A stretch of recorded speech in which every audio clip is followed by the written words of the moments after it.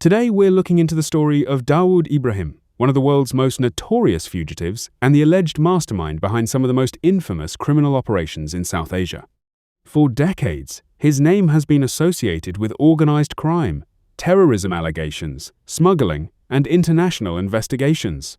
But despite years of global attention and intelligence operations, many people still ask, where is Dawood Ibrahim now? Let's find out.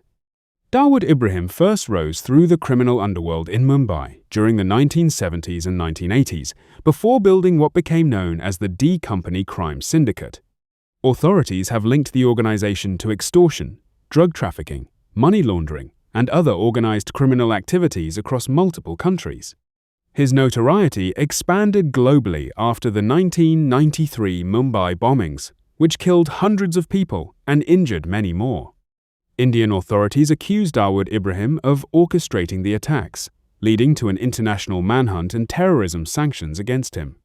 Over the years, reports repeatedly suggested that he relocated outside India, with intelligence agencies alleging that he had been living under protection in Pakistan. However, Pakistani officials have consistently denied those claims.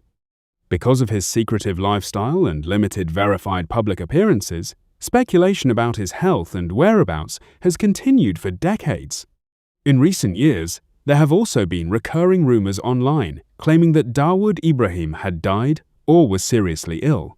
However, many of those reports have either remained unverified or were later contradicted. So, where is Dawood Ibrahim now?